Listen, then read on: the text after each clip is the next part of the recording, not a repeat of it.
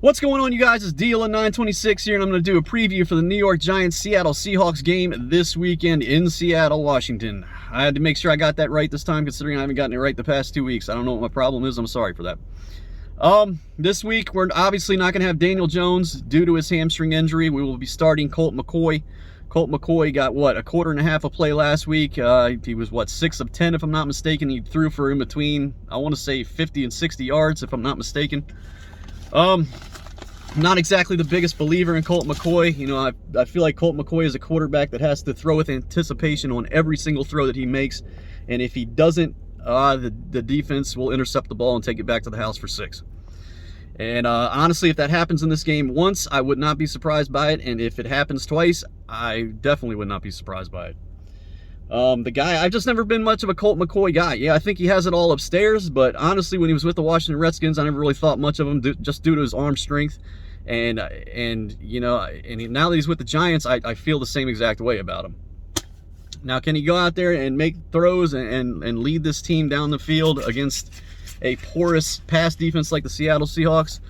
Yeah, I mean, I think he's going to be able to put together a couple drives. I mean, it's going to be up to our defense to hold the fort and keep us in this game, but hopefully he can put together a couple drives and put some points on the board. You know, regardless if it's a touchdown or it's a field goal, hopefully he's able to establish something on offense to enable us to put some points on the board.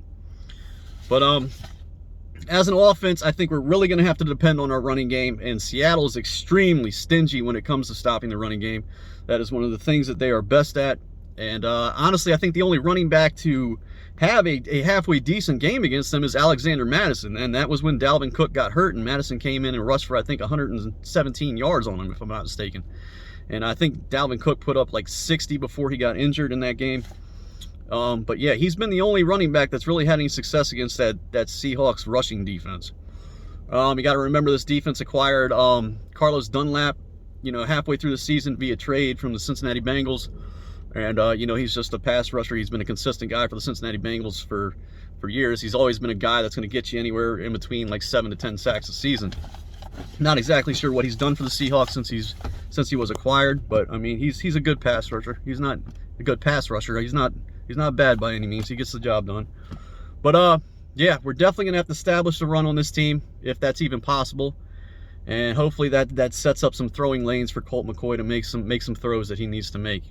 But yeah, I mean, obviously Slayton's gonna have to step up. We can't have another outing like he had last week where he didn't catch one single ball and he dropped a deep pass from Daniel Jones that surely should have been a touchdown. We can't have that from him this week. Sterling Shepard's got to step up. Golden Tate has to step up. Golden Tate definitely has to step up in this game, especially considering it's in Seattle. This is where he used to play.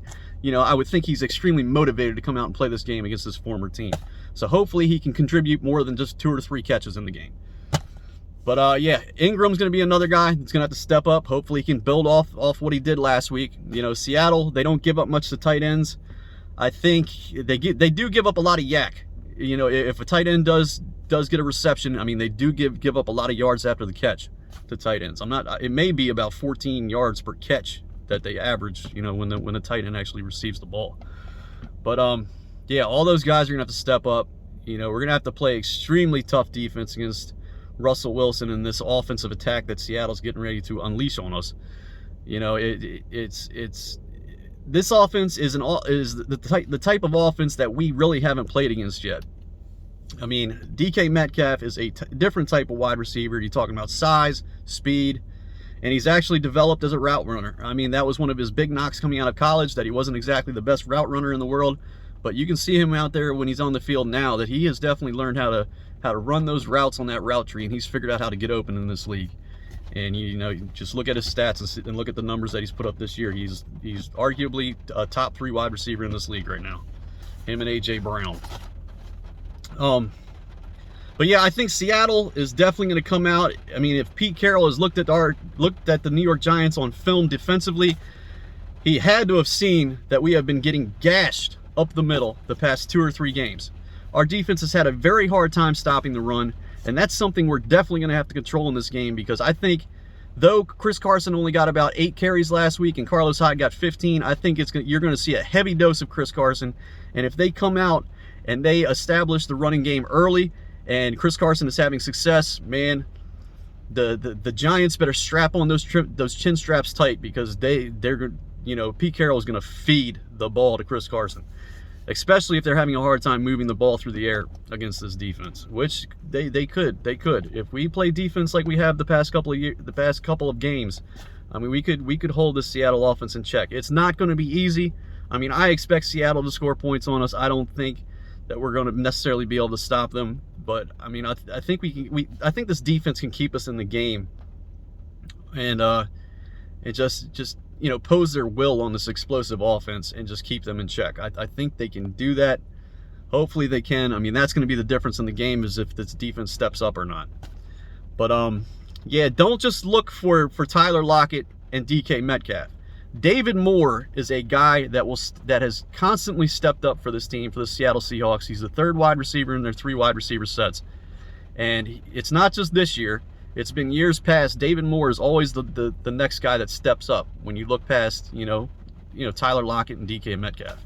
Jacob Hollister, their tight end, he also gets involved in the mix here and there. Will Dissly, I'm not sure if Will Dissly is injured right now or he's completely healthy. I'm not too sure on that. But Will Dissly can also be effective at the tight end position.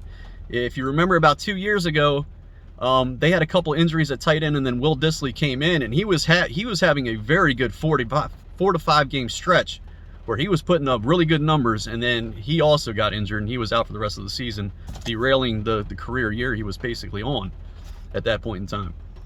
But yeah, I mean, that team's got a lot of different options. Like I said, they've got Chris Carson, they've got Carlos Hyde, you know, obviously the wide receiver core they have, and you know, this is a team that you know, if it's 4th and 2, 4th and 3, Seattle is going to go for it. You know, if they're past the 50-yard line and they're in your territory, it doesn't matter.